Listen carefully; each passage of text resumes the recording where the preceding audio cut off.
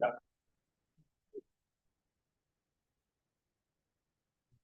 we are.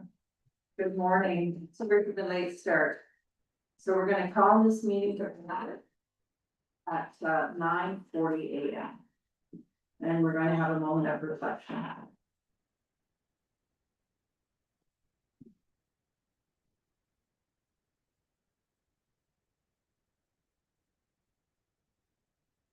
So we are at confirmation of the agenda and have a recommendation of the council agenda dated September 2nd, be approved, is circulated.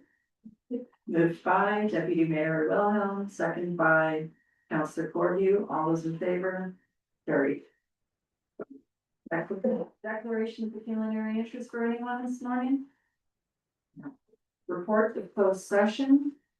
I have a closed session earlier, so in accordance to item 239 of the Municipal Act, that was personal matters about an identifiable individual, including the municipal or a local board employee. And we are on to consent agenda. Anybody like to see anything pulled? Items 6 to 6.16. Councillor Deputy Mayor Wilhelm. I'd like to just pull 6.12. With that, I just would like to have our rep and maybe someone from Upper Thames come and perhaps explain why Perth's levy increased, yet the city of London's decreased by over $3 million. I have a few questions in here too. We could request some from. Thank you. Councillor Corbin. And further to the Upper Thames is in all their in four or five categories. I'd like them to explain to us on technical and consulting for over $1 million in. That's a budgeted line, so that's year after year, whether it's climbing or I imagine it's climbing. So yeah, it'd be nice to talk to somebody about what that actually means. They did save some money in the campground, but they put it in phosphorus reduction, so it couldn't help us out. Any other comments regarding 6.12? Any other items to be pulled for discuss? If not, I have a recommendation that consent agenda item 6.1 to 6.16, with pulling out 6.12, be received for information, and that the regular council minutes of September 2nd, 2025 be adopted. Moved by Councillor Vanessa, second by, it is the August 19th. No, that's September. Oh, sorry, council. So I'm moving the minutes of August 19th, 2025, my fault. Yeah, second by Jeff Bell. All those in favor? Carried. Okay, we're at public meetings, hearings and delegations, 7.1. We are here for a committee of adjustment for MV4 2025 2184 Perth Road 163. Okay, so the committee of adjustment will now hold a public hearing to consider a minor variance application. The application is for the property currently owned by Ron and Sharon Geeser. The application number is A04-2025 and the property is part lots 5 and 6, concession WMR Blanchard Board 2163, Perth Road 163. This hearing is an opportunity for the township to advise the public of the purpose and intent of the minor variance and receive their input prior to making a decision. And I'm going to advise that any person present who wishes to make written notice of the decision made by the committee of adjustment is asked to give their name and mailing address to the secretary treasurer at this time. No written notices except as previously noted will be given unless requested at all. See anyone? I'm advising that all persons attending this hearing will be given an opportunity to be heard and to make a presentation. And I will now ask the secretary treasurer to provide any comments received from circulated agencies and landowners. Thank you, Chair. Or there were no comments received. Is there anyone present who wishes to make a presentation or speak in the opposition of the application and I request that they give their name? the county planning. Oh, okay, I will now have the county planner to present the planning report and recommendation. She didn't want to hear from me today.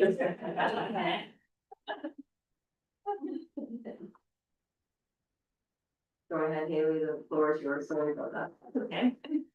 Wait for the presentation to come up. I can see in person. Oh, you're first. Okay.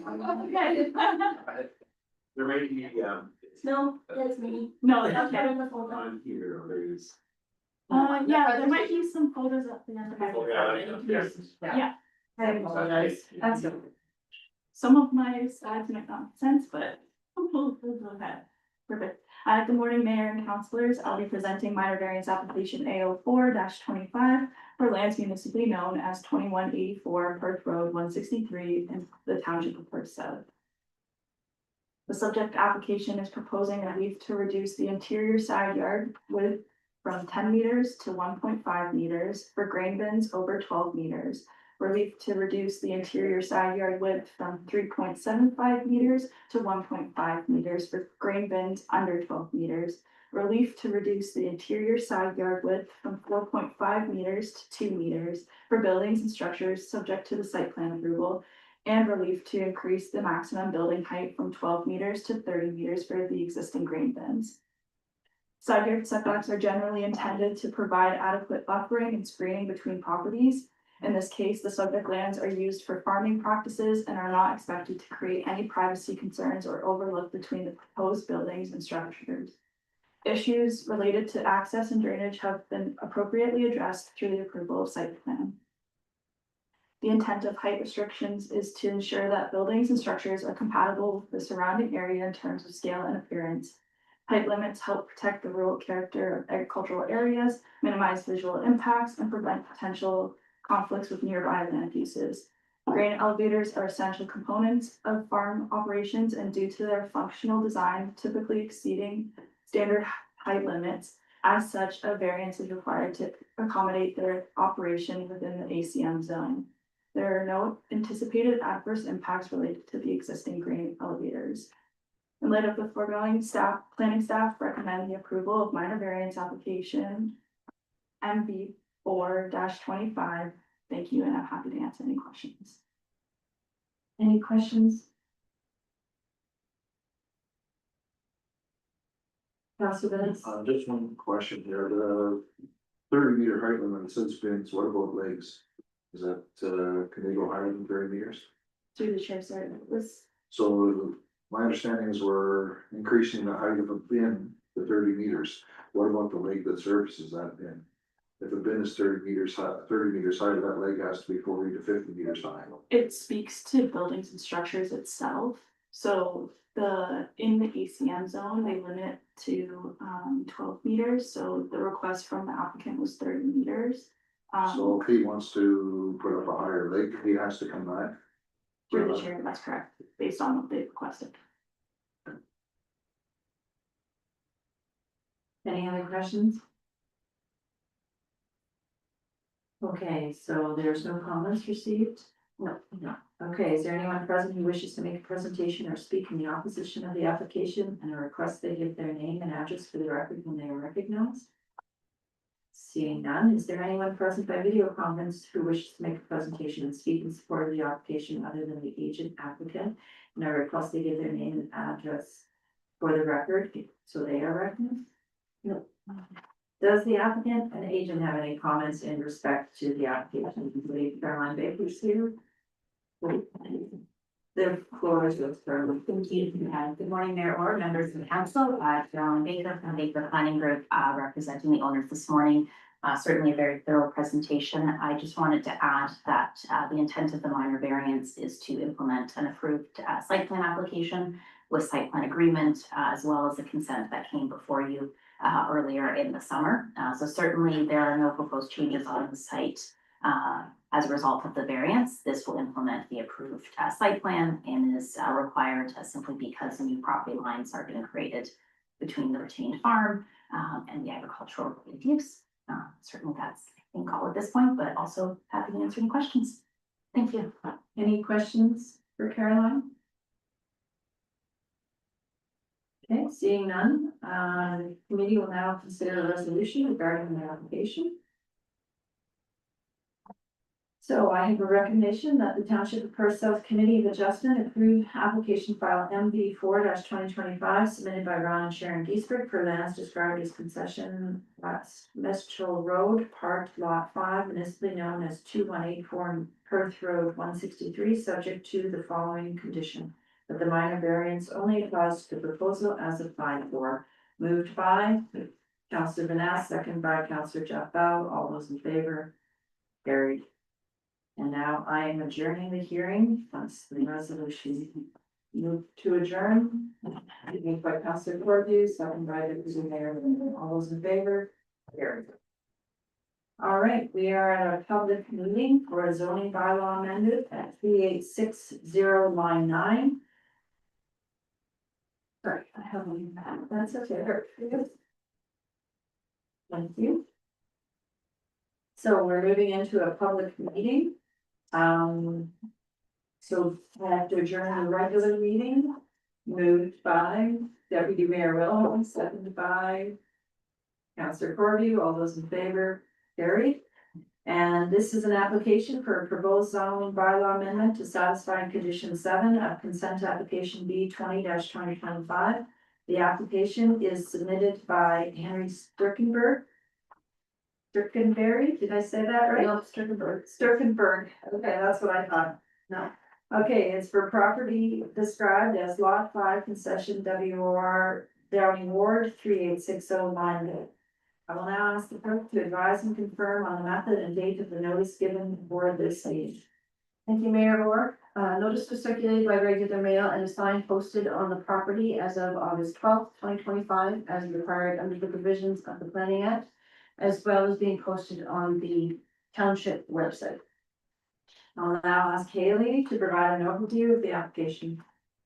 Thank you. I'll be presenting zoning bylaw amendment 5-25 for lands municipally known as 3860 line 9 in the township of Perth South. The subject lands are located north of line 9. The surrounding properties are primarily used for agricultural purposes, and the subject property is designated as agriculture in the county official plan. Additionally, the property is currently zoned agricultural. The subject application is required to satisfy a condition of consent application B 20-25, which received conditional approval on July 5th, 2025 by Perth County. Haley, can you just speak up a little bit? Sorry. Yeah. To sever a farm dwelling as a result of a consolidation of the remnant agricultural lands from an existing agricultural operation. The subject application proposes to rezone the severed lands from agricultural zone to special agricultural zone A1 to permit the existing residential and accessory uses. The application also proposes to rezone the retained lands from agricultural zone to special agricultural zone A3 to prohibit any new residential development on the agricultural lands. In light of the foregoing, it is the opinion of staff that the zoning bylaw amendment is consistent with the provincial planning statement and conforms with the County of Perth official plan. Thank you, and I'm happy to answer any questions. Does the applicant or agent wish to provide any additional information? What? No, not so. No, okay. Additional. I will now ask the clerk to provide any comments received from the circulated agencies and landowners. Thank you, Mayor Orr. No comments were received. Is there any person in attendance who wishes to make any comments regarding the application? All persons are to state their name and address for the minutes. Seeing none, do any council members have any questions regarding the application? Councilor Markell? Just on the, minimum acreage for these services, where do we land on that? It's more of a broader question. I think we get them on later on. It's 75 acres, so just wanted to know. Through the chair, do you mean for the size of the agricultural parcel or the? Correct. Yeah. So they have to meet the minimum, but with that A3, it's a more lenient process. So we recognize in that A3 that it's an undersized agricultural lot, but it's still being used for agricultural purposes. So it can't be further developed or anything with that A3 on it. Okay. Yeah. Thank you. Any further questions for Councilor Vaness? Just one question here. We have, on this application, the next one also talking about consolidating. Yeah. is that actually attaching the land, this, was it 19.8 hectares back to the property behind it then, or is it still separate? Through the chair, it's consolidation of the property owners on title, so it's not to abutting lands, it's to. In some cases it could be, but it's more so in regards to the farming operation on title, so it has to be consolidated with another farming operation. As the name, that's the word we use. Okay, but you're not attaching those two parcels? No. No. Okay. We're still separate then, so, okay, very good, thank you. Any further questions for Haley? Seeing none, does the applicant wish to respond to any comments? No. No. Okay, thank you to all those in attendance for their input, and council will consider all comments received when making a final decision on the application. So I am to adjourn this public meeting and reconvene into the regular meeting. So now, do you need me to, yeah, this one, you are here. Adjourn. This is adjourn, yeah. Okay. Okay, so I have a recommendation that the public meeting pursuant to section 34 of the Planning Act concerning the application for a zoning bylaw amendment for the property located at 3860 Line 1 be adjourned at 9:45. Nope, 9:55. I'm not having a bad day. Moved by Councillor Corbier, seconded by Councillor Jeff Bell. All those in favor? Carried. Okay, and now I have a recommendation that the Township of Perth South Council received the report dated September 2nd, 2025, entitled Zoning Bylaw Amendment Z5 2025, submitted by Doug Reum and on behalf of Henry Sturkenberg, affecting lands described as concession WOR West, Park Lot 5-4, municipally known as 3860 Line 9, and that the Township of Perth South Council approved the zoning bylaw amendment Z5 2025. Moved by Councillor Corby, second by Councillor Vanessa. All those in favor? Carried. That is done then.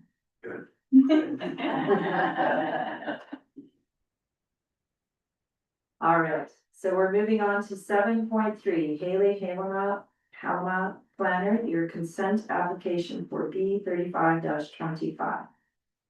Thank you. I'll be presenting consent application B 35-25 for surplus farm dwelling severance located at 1860 Road 138 in the Township of Perth.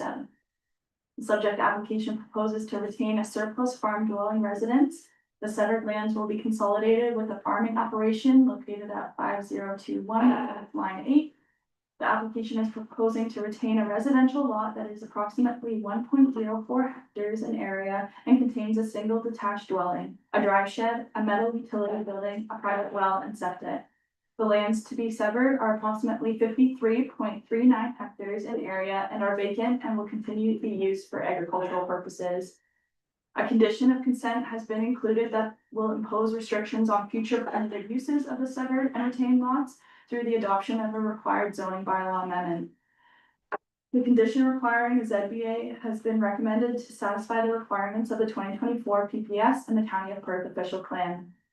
In light of the foregoing, staff are supportive of the proposed severance and are of the opinion that the application is consistent with the provincial planning statement 2024 and conforms with the County of Perth official plan, subject to the recommended conditions of consent approval being fulfilled.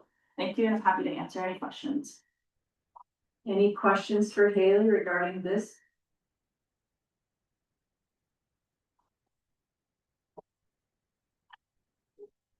Okay, seeing none, I have a recommendation that the Township of Perth South Council advise the Land Division Committee or its delegated authority that the Township of Perth South supports the application B 35-25 submitted by Stanley Berkshaw for lands described as concession W Mitchell Road, Lot 14, municipally known as 1816 Road 138, subject to the conditions listed in the report dated September 2nd, 2025. Moved by Councillor Martin, second by Deputy Mayor Wilhelm. All those in favor? Carried. Haley, you have one more consent. You must have been busy. You haven't seen me for a couple months. Floor is yours. Thank you. I'll be presenting consent application B 37-25 for a farm split severance located at 5320 line 8 in the township of Perth South. The subject application proposes to create an agricultural lot and retain lands for the same purposes. The severed and retained lands are approximately 31 hectares in area. Both the severed and retained lands are vacant of any buildings and are used for agricultural crop production.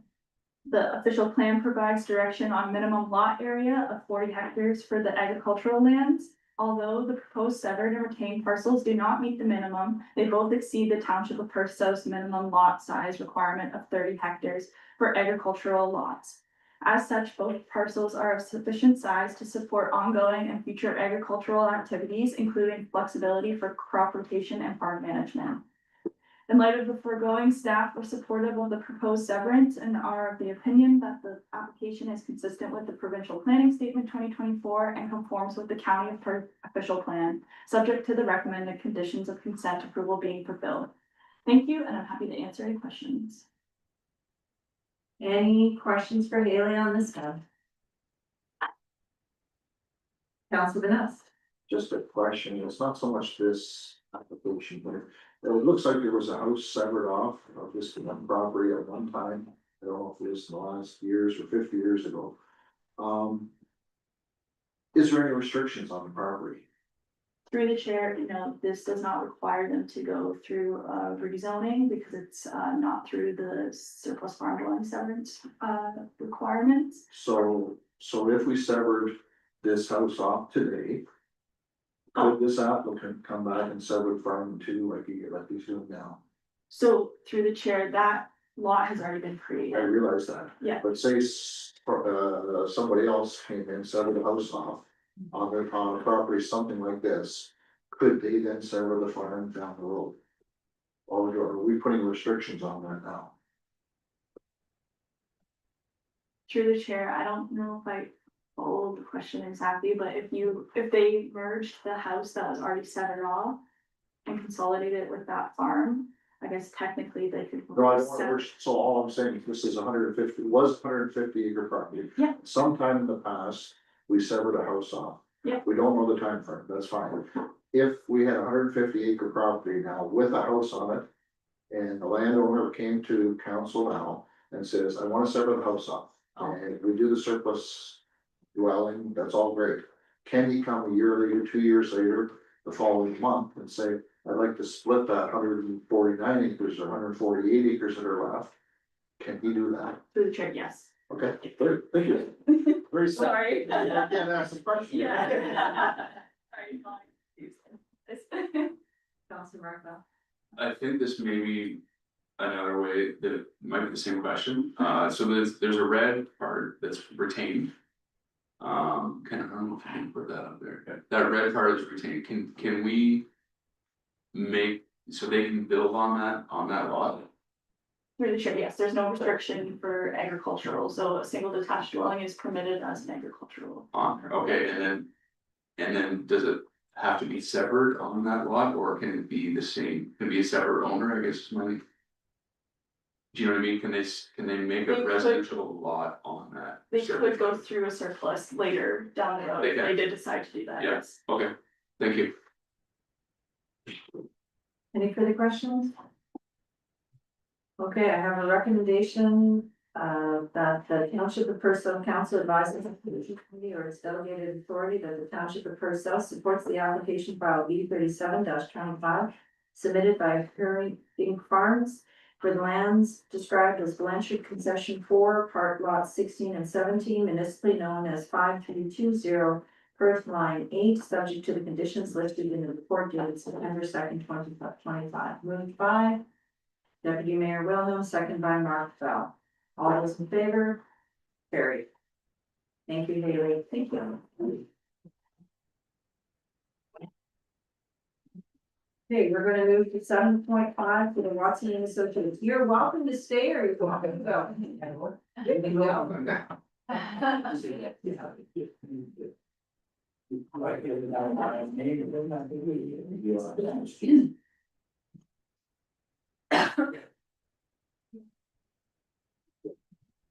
Oh, good. Again, here, which is. If I send the house separate. Then I'm gonna hand it over to my son. That's all legal, even I guess. Yeah, you're not going to jail, you're good. Yes. Thank you very much. Thanks for coming. Yeah, thank you.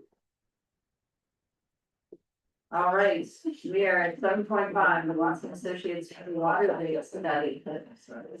Sorry, I didn't get your name. Navreet. Agreed? Yep. Okay, your floor is yours. Thank you. Good morning, everyone. Pleasure to be here before council today.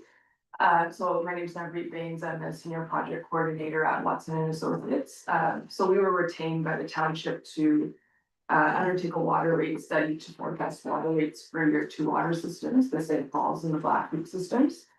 And the study is provided to you today in the council package. It's a very detailed report outlining the legislation, the customer profile, the anticipated growth, the expenditures over the 10-year forecast period. And that ultimately provides a rate forecast over the next 10 years for the two systems. And today's presentation will provide an overview of that detailed 100-page report, and just a summary of the analysis as well. In addition to the rate study, we also undertook a water financial plan, and that's required to be approved by council and submitted to the province as part of your water license renewal requirements. And I'll go into what the water financial plan is in a little bit more detail, but basically it's taking the findings of the rate study, which is provided on a cash flow basis, and converting it into accounting financial statements and forward-looking statements. So yeah, just as a brief agenda, we'll start with the study purpose and then get into what the current rates are, what the current customer profile is, and any anticipated growth within the two systems. And then from there, we'll go into the capital needs and how those needs are anticipated to be financed, and as well touch on life cycle costs, which are asset replacement and asset management needs. And then we'll talk about the proposed rates and then get into the water financial plan, and then I'll be happy to answer any questions. Next slide, please. And again, yeah. So essentially, these are the steps of the rate study. So we first have to identify all the current and future water system capital needs. From there, we identify how those capital needs will be financed over the 10-year period. And we also identify future operating costs, so your day-to-day expenditures, labor, staffing, chemicals, materials. And then we take a look at your existing rate structure and recommended rates to recover the cost of the two systems. Next slide, please. So ever since the Walkerton crisis, the province has passed a number of pieces of legislation related to water and wastewater, some of which are in effect today and some of which are still to be in effect through regulation. However, essentially what these various pieces of legislation really follow is the principle of full cost recovery. So whatever the costs of the system are, it is required that the users of that system pay or fund the full costs. And then this principle has been further solidified through the Infrastructure for Jobs and Prosperity Act. And this requires municipalities to have a funding strategy in place related to asset management and future asset management needs. So that all of these items together really require that, again, the principle of full cost recovery. Yeah, next slide. So these are the current rates within the two systems as of 2025. So in Black Creek, the annual flat rate is about $16.94 per year. And in St. Paul's, it's about $15.99. So that works out to be about $141 to $133 per month. Within the two systems. There's 33 customers in the Black Creek system and about 36 in the St. Paul system as of today. Next slide, please. Through discussions with staff, we identified any potential new customers being added to the system. In Black Creek, there's no growth anticipated over the 10-year forecast period. However, in St. Paul's, we've identified 5 new units or customers that are anticipated to hook up into the system within the next couple of years. So we see the customers growing from about 36 to 41 over the next couple of years. Next slide, please.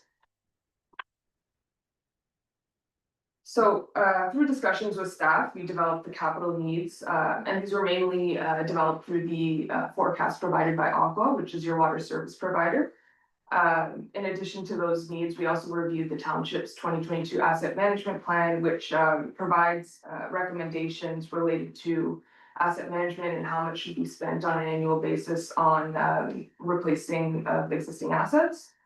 And that's really just to ensure that the township is following the requirements of the Infrastructure for Jobs and Prosperity Act. Next slide, please.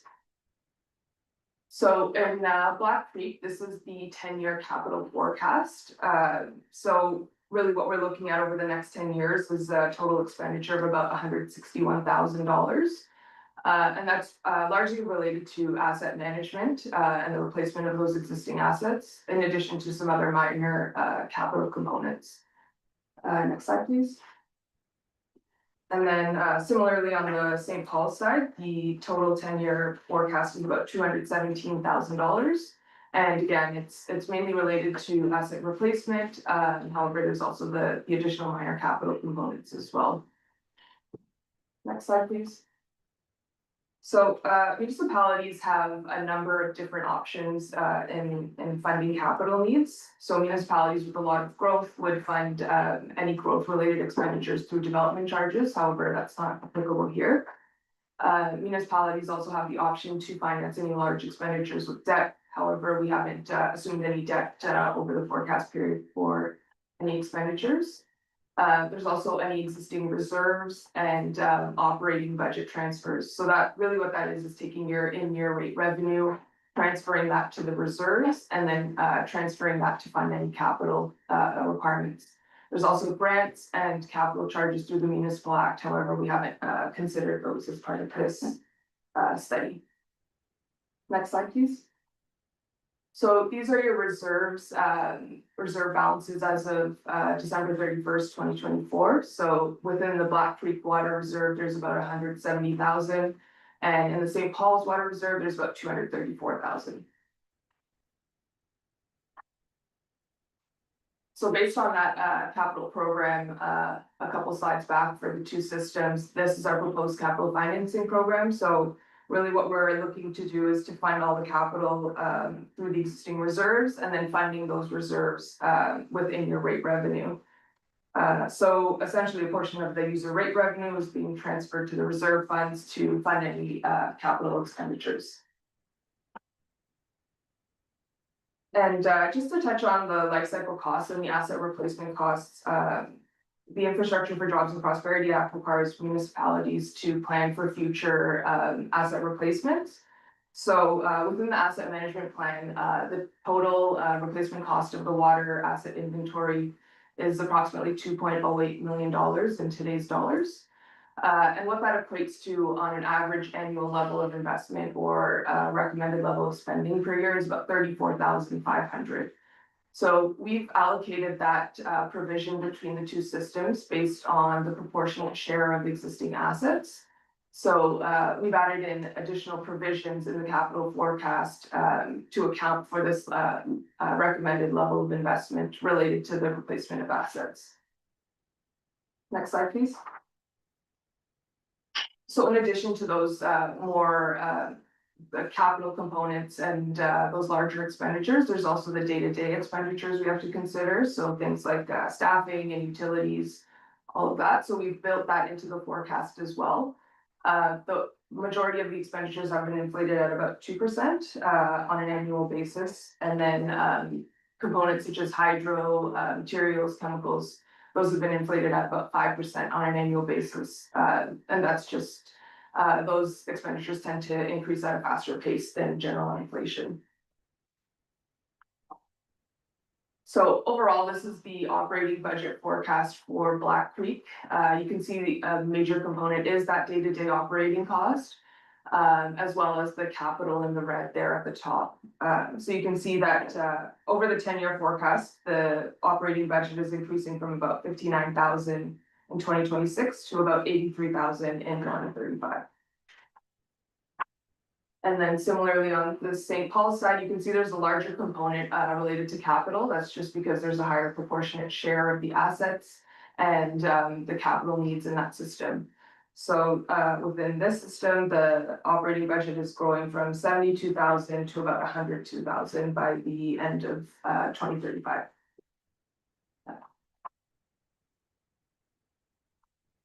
So to put all those components together, the rate forecast is set up to ensure full cost recovery, and that the users of the system are paying for the costs related to those systems. So what this translates to is a 5% annual increase for the Black Creek system over the first 5 years, and then 3% every year thereafter. On the St. Paul side, we're looking at a 6% rate increase over the first 5 years, and then similarly 3% every year thereafter. And these rates, like I said, provide full cost recovery as is required by the legislation and aligns with the with funding the asset replacement recommendations as well. So just taking a look at some of your comparators, you can see that the township's water rates are on the higher end relative to some of your neighbors. And that is typical of a smaller system. There are economies of scale in larger systems where costs can be spread over a larger number of users. Black Creek and St. Paul systems aren't metered. They are on a flat rate. So and a lot of your neighbors are metered. So the survey is based on an annual consumption of about 200 cubic meters per year. So if we go to the next slide, we also took a look at 300 cubic meters just because it is unclear how much water is being used by the customers within the two systems. And you can see that the rates are a little bit more in line, but they are still on the higher end. So with water meters, users are incentivized to use less. However, the costs of installing, maintaining, and operating meters, they have to be weighed against the benefits of lower water consumption. Next slide, please. So for any new users that connect into the system, there is a connection fee, and that's currently set at $2,000. That's based on a bylaw that was passed in 2002, and it hasn't been updated since. So as part of this rate study, we're recommending that these rates be indexed to current dollars, just so that the charge is better aligned to the cost of the system. And that rate would result in a connection fee of about $5,500 per property. And we took a look at some of your comparators, and that is generally in line with what others are currently charging. Next slide, please. So as I touched on at the beginning of the presentation, all municipalities that provide water services are required to be licensed by the province. And as part of those licensing requirements, the township is required to submit a financial plan to the province. And that's guided by regulation. And this financial plan must be approved by council before submission to the province. So the water financial plan is also included in your package, but really what it's doing is taking all those findings from the rate study that I just touched on and converting those from a modified cash basis to a full accrual basis. So more accounting based financial statements. So on the rate study, what we do is we look at various components and then we convert those for the financial plan. So when it comes to the capital requirements, we take a look at the capital forecast in the rate study, and then we convert those to a tangible capital asset forecast for the financial plan. Any previously acquired assets, we look at the future replacement costs in the rate study, and then in the financial plan, we look at historical cost. Amortization is not applicable in a rate study just because it is on a cash flow basis. However, it's included as an operating expense in the financial plan. And then reserve transfers are included as an expense in the rate study. However, in the financial plan, they're included as part of the accumulated surplus. And that concludes my presentation, and I'd be happy to answer any questions. Excellent presentation. Thanks. Any questions from council?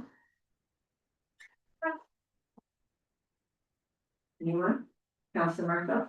Just on the connection fee, I see it's almost roughly three times the amount of money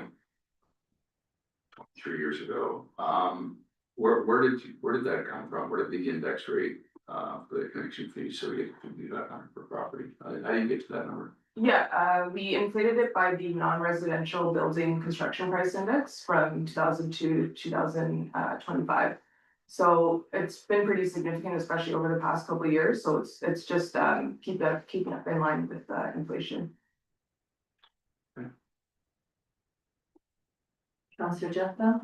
Just to follow up on that, so you said that that's in line with our comparators. I know we've got charts for our rates, but that's that $5,500 is in line with our comparator as well. Through the chair, yes, we did take a look at that. I didn't include it in the presentation. I can provide it through Tracy after. But yeah, we did take a look and it's probably in the mid-range of your comparators. Thank you. Councillor Martin? Just a question, and maybe this is more of a Martin question, but if somebody puts a secondary dwelling, say in Sebringville on the Black Creek system, do they hook into the system or does it go through their existing house? Go ahead. It would go through the existing. Okay. Councillor Kirby? Further to the connection, a lot of times you have to cut pavement and then repay, so. I know that it can be very expensive, like does $5,500 cover all that? Like you said, we're mid-range to compare to our comparables. Through the chair. I can maybe get to that mayor or this would be like a buy-in connection fee. And any additional costs would be over and above that, or if there was a road cut or. A special parts required or whatever. Okay, yeah. You don't happen to know the fee if we put meters on homes? So that would have to be rationalized through a business case. We did take a high level look at it. It is a pretty significant cost to install and operate and maintain the meters. Yeah. But yeah, that would have to be rationalized. Okay, thank you. Councillor Vanessa? Just a question, I guess, so these 5 new residences, do they have to hook up to our water system? Martin, I guess that question. I can answer that one as well. There's a bylaw that they would have to connect here. It's in the village of St. Paul's here, so. That's unfortunate because the costing for this, if I was a resident in Black Creek or St. Paul's, I would opt out now and do it my own well. The costs are outrageous here. I do have a few questions, so could you put up the rate study, just so people can follow along? Water rate, You can, maybe you can, I don't know. the study here. Yeah, yes, if that's something. Yes. Yeah. Page 16, sorry, I don't have the page numbers. This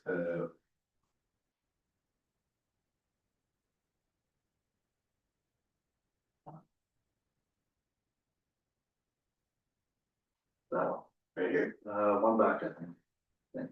one six. Oh, I think. Yeah, the one here talks about the guidelines of sustainable drawing. We talked about, principle 1 is ongoing public engagement transparency. Were the users of these systems, there's only 65 users, were they involved in this study? Have they been asked about this study? Because this is not a township is not paying for this, it's 65 users. Have they been involved in this study so far? No, no. Should they be? That's a question to you, Through the chair, because you put the page in, so it must be important. yeah, so I guess they would be invited to come to this meeting and speak at this point. The rates aren't being attained through this process. It's the rate study, and then the rates themselves would be approved through the annual budgeting process as well. Well, just the principle 9 here too talks, financial plans, close collaboration, engineers, accountants, auditors, utility staff, municipal council, but nowhere are users involved. I struggle to see the fairness of it. Let's see. You talked later on about grants for municipal systems and the opportunity for historical and current grant funding availability on 4.4, page 4.4. There are various grants, PTI, transit infrastructure fund, the Canada Community Building Fund, and the Ontario Community Infrastructure Fund. Have applications can be made to these funds? Have we done that? Through the chair, those can be, there's certain eligibility requirements for all of those funds. Those would have to be reviewed as on an ongoing basis, particularly for larger expenditures. The township's expenditures tend to be a bit smaller, so they might not be eligible. Those would have to be looked into on a case by case basis.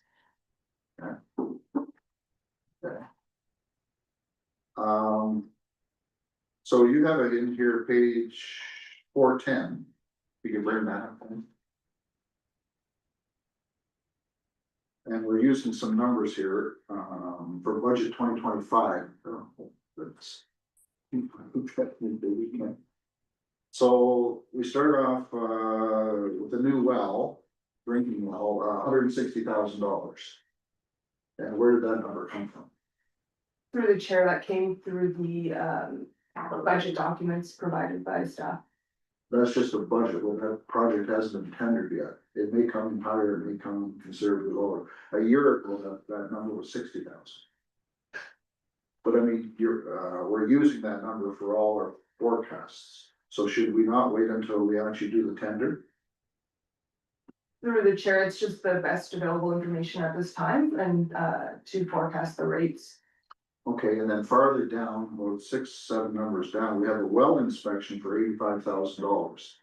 What number is that? Where did that come from? Council has not heard anything about that. Through the chair, that came from the budget as well. I believe it's provided by Aqua as their recommended. That's first, council's heard of it, $85,000 for a well inspection. What are they, we're drilling one new well, the other well may need a camera for $4,000. I'd like to know where $85,000 came from, because between that 85,000 and the new drinking well at 160, we've blown the whole reserve of the St. Paul's reserves.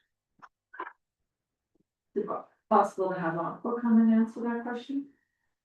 That's where that number came from? Yeah, it came from their, sorry, through you. Yeah, it would have came from their, budgets, Like, the reason I bring this up, we're being asked to pass this today. I think there's absolutely no way this can be passed today at this meeting.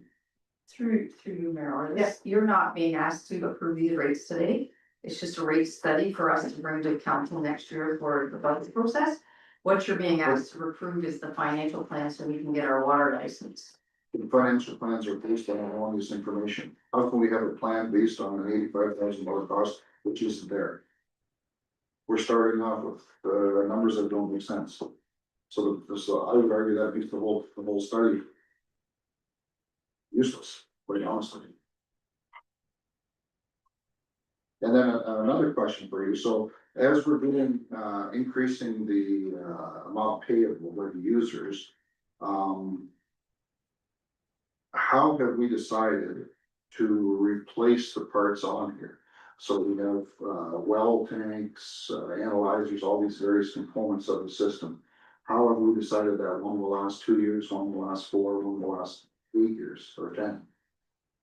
Through the chair, that information comes from Aqua's analysis of replacement, their recommended schedule of replacing all these different components. Would you happen to know, was there any consideration for the actual system itself, the underground part that services the houses in Black Creek and in St. Paul's? Like, there's lines under the ground. I don't know if the plastic or steel can, well, I'm sure can, but I don't see they're on here in this 10 years. So these are those physical assets underground? Are they okay then? Through the chair, I'm not 100% sure on that, but we have added in a provision for any additional asset management needs. And that comes out of the asset management plan, which does identify which assets do need to be replaced over the forecast.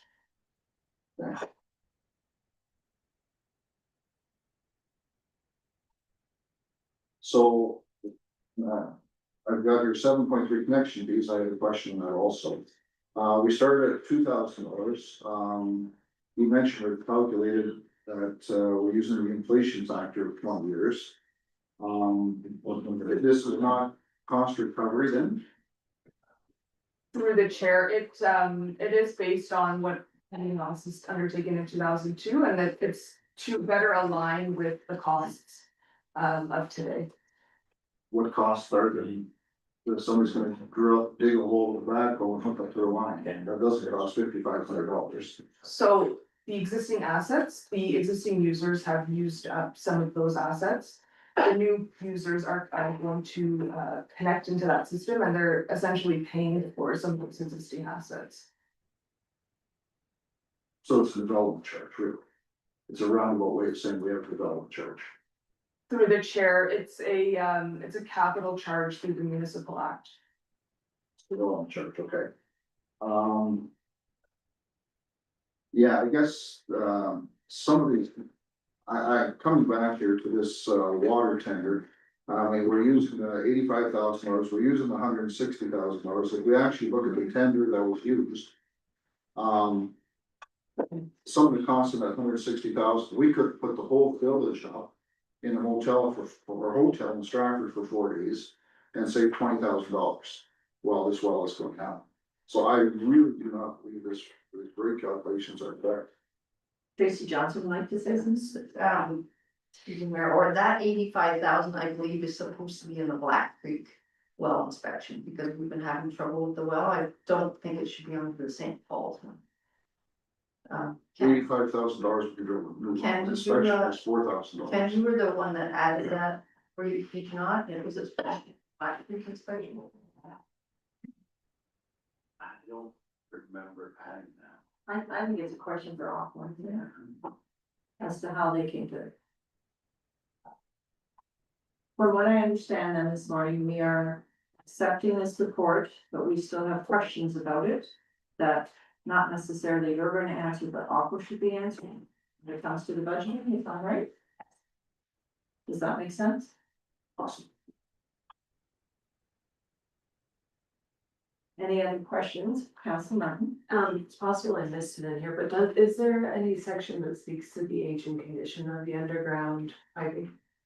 Through the chair, so it is through the asset management plan. We took a look at that, and that annual level of investment factors in that any replacement of those assets would come out of that provision that's required. But I mean, does it say they're 75 years old, 28 years old, like?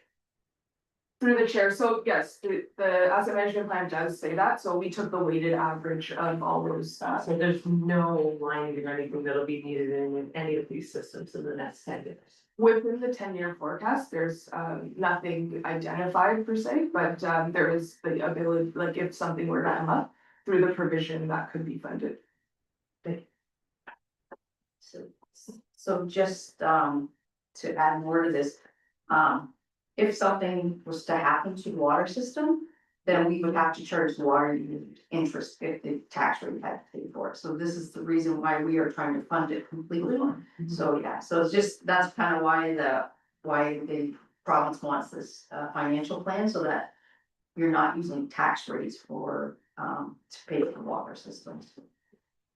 And I would have to agree that 85,000 for Black St. Paul's doesn't make sense, so. Yeah, and I, somewhere in the back of my mind, I believe it was brought up that there's been problems with the well in Black Creek, and it was gonna have to have an inspection, and I think that did come from Aqua, but I just think it might be on the wrong line item, or chart, but we can look into that for sure.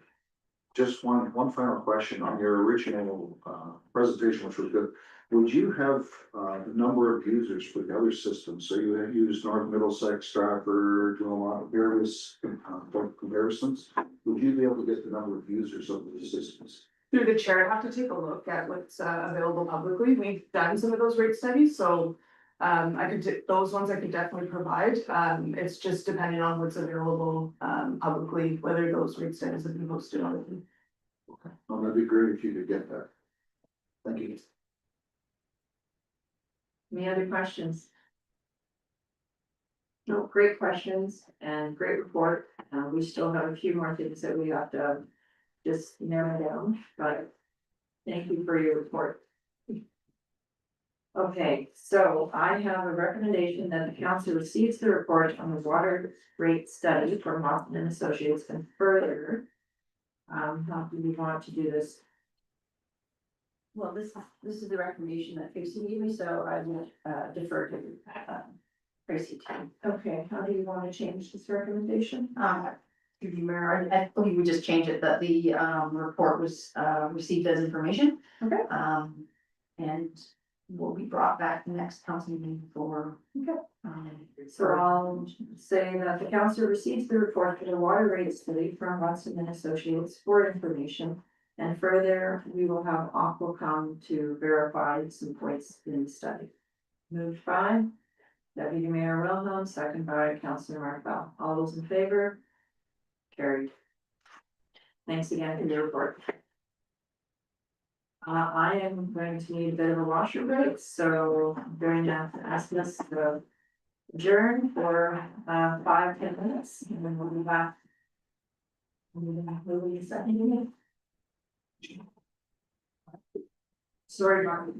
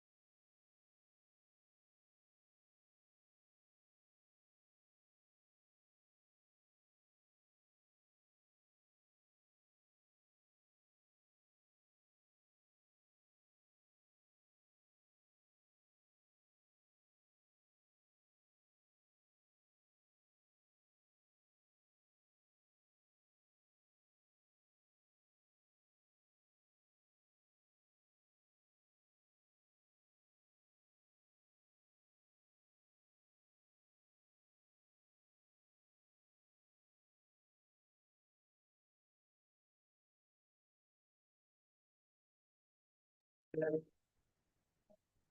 on item 8, reports. Keep building additional bylaw enforcement officer.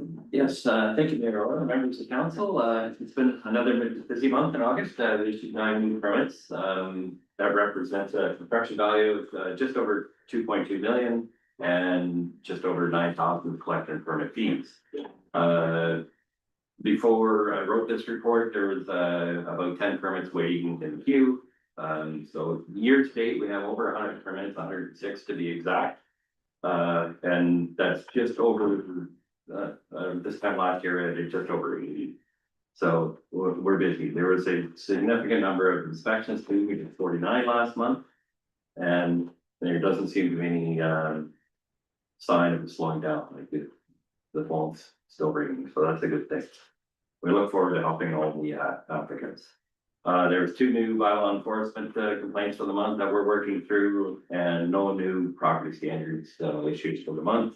That's my report. Not shall it happen. Answer the questions. Any questions for Martin? Councilor Martin? I'm just interested, are we at a higher building rate than other parts of southwestern Ontario? In terms of construction value or? Yes, and I think it's because of a significant industrial project we have going on right now that really bumped up our construction values for the year. In terms of permit numbers, I think we're higher based on our population than our neighboring municipalities. They would issue more permits, but they also have a bigger pool to draw from. Thank you. Councilor Nuts? I was wondering, Martin, you don't have to answer this to me, for following me, would it be possible you to take out that large commercial bill and see what the comparisons are between 24 and 25? At that Sure, point? I can do that. It's not fair to ask you, so. It was significant in terms of construction value. We were, I don't know the exact numbers, but I can give you a reference for the next meeting. All right, thank you. Any other questions for Martin? Okay, if not, I have a recommendation that the CEO update report be received with information. Moved by Councilor Jeff Bell, second by Councilor Martin. All those in favor? Carried. We are on to the deputy CEO and treasurer. I'm going to put the council on the floor. Recommendation that the account payable listed with dated August 14th, 2025 for the period of August 14th to 2027. Or to August 14th to 2025, in the amount of $467,863.66 be accrued. Sorry, can I just make a quick correction? That should say dated August 27th. Okay, No, everything else is right. It's just I ran the report on August 27th. all right. Motion put it on the floor, moved by Councilor Markel, second by Deputy Mayor Bell. Any questions regarding the accounts on the floor? Councilor Markel. Do we have an electric pool heater at the, in, Curtin Wooden Pool, or is it propane? Just see if you're really big, is that a normal, 3,100 and change for the electric bill? Cool. I can look into that through there. Pool heater is propane. And we get propane delivered, and there's quite a few bills for propane that we get. The electric bill would be, the main component of that anyway. There's a pretty large pump that circulates the water through the filters. Like it's 2 huge filters, and the pump is a pretty big one. So that would be, I would think, the major electricity user would be that circulates the water. And that's normal compared to last year's. I believe so. Okay. Thank you. Any other questions regarding the accounts? If not, all those in favor? Carried.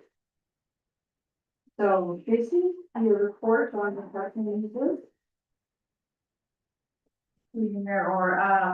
This report is in front of council to establish a cash and parking reserve fund. Under section 42 of the Planning Act. we can require developers to, a charge, in bigger areas, it's 2% for commercial and industrial. Of the land being developed, residential 5%, but we have such a small, area where we're gonna develop that our existing $500 per residential lot seems,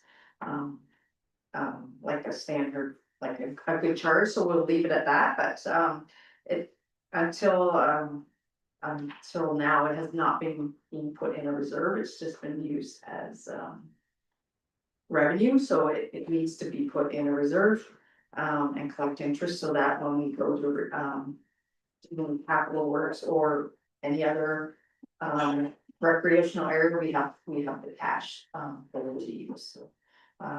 If there's any questions, I'll be happy to answer. Any questions for Tracy? Councilor Ruffalo? The $500, when was that decided upon and by whom? It's been in the fees and charges bylaw for decades, yeah, it has never changed. It does, For all of them. yeah, but for the amount of building we do, it does seem sufficient. Go ahead. I can also, comment that whenever there is a, circle severance done, this is a charge that is For a stand. invoiced to the property owner, can be our creating a residential lot. Right, okay. Thank you. Any other questions regarding that? So it's just something that we put into a reserve. Go ahead. I think that was just my clarification, so we've been collecting this all along. Mhm. Now we're just gonna have a proper reserve to track it. Yeah. Okay, thank you. Okay, so I have a recommendation that the council receive the report titled Cash in lieu of part-time reserve fund as information, and further, the council approves the establishment of the cash in lieu of part-time reserve fund. Move 5. Councilor Jeff Bell, second by Councilor Vanessa. All those in favor? Carried. Any correspondence? No. Okay, council reports. Councilor Vanessa, do you want to start? Or other than, believe it or not, I went to an open house. And went through, had a look at their endangered species, their turtle program. Yes. And it's one of the few programs they do not seem to fund themselves. They asked for public donations and it was very well done, and it was very interesting. I was glad I had the opportunity to go. Great. Other than that, no, nothing to. Okay. Councilor Jeff. Just to follow up on that, I actually had the opportunity to be a part of a turtle loops through the Species at Risk program. During construction in Abington, the builders or the GIP identified a turtle nest, had our attempts come out, took them in for incubation, and they actually, they released them during the day. There's 34, but because a number of us were working, they were able to leave 10 in the water and buckets so that we could get the kids out there after work, and it was a really neat experience, and you know, they were within sight of where they were pulled from, so that was good. The only other thing is I did attend the Strong Air Framework webinar, very informative. I shared the slides for anyone that wasn't able to attend, so it was good.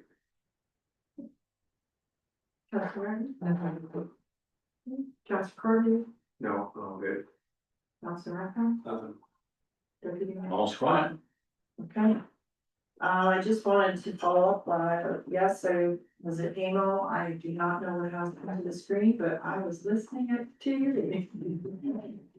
I would say, AMO has some excellent networking opportunities this time, maybe you're just becoming a little more familiar with some of the players, but, I thought that was a good part of it for me. And I just wanted to mention, we had a Perth Joint Fire Advisory Committee. I did ask them if they could look at the possibility of reviewing our bylaw agreement with them. To see if we can change how the flow of information comes to us. Currently, there is a committee. it's like everything's already been decided for, it's more of an advisory committee, and, there is a possibility of them coming to us to, go over that. But having Chief Hunter then instead come here to council to ask everybody's questions, so. But that would be a longer term for the following 2027 new terms of office, but anyway, I just asked that question, just because we don't have 4 meetings a year, we tend to have 2 meetings a year. And sometimes they are half an hour, and I'm not sure that it's good use of anybody's time, because they have 3 staff people that go. CAO, the secretary, and the chief, so. Anyway, I've just put that out there, just wanted our council to be aware, and I think Chief Hunter is planning on coming to the next day meeting, that would probably be in October. And he's gonna bring a report back on, the letter that we had, voiced to support when it came to the regulations. He's gonna bring, his opinion back as to, why it's in place and that to us, so. Other than that, just, lots of phone calls, and I was hoping that Nigel Belchamber was here, as I had mentioned before, that, he have asked him to come, we just mixed cross messages with Lizette as to when he was to come. But we're moving forward, I have seen some, print ads for our new CAO, I've seen some print ads for our deputy treasurer, so. And we have lost our recreation person, so I think, once the pool closes, then we will be reviewing that when we do our new CAO and strategic plan, so. Anyway, okay, I'll move on to any other council reports. Past this, bylaws, recommendation that bylaw 2825 being a bylaw of drainage works known as the Hepburn Drain, Branch A, be given 3rd reading, have it properly signed and sealed, moved by Councilor Markel, second by Councilor Forview, all those in favor. Bylaw 33, 2025, being the bylaw to amend the Perth zoning bylaw for the property located at 3860 line 9, be given first, second, and third readings and be properly signed and sealed. Moved by Councilor Martin, second by Councilor Vanessa, all those in favor, carried. And we have a recommendation that bylaw 34, 2025, being a bylaw to appoint an acting CAO, will be given first, second, and third readings and be properly signed and sealed. Moved by Deputy Mayor Wellon, second by Councilor Forview, all those in favor, carried. There's no announcements. There is the Kirkton Trail this weekend. We are going to, if weather permits, bring the fire truck, so if anybody has little kids that want to join us, you're welcome to join us on the fire truck. And there's no other business.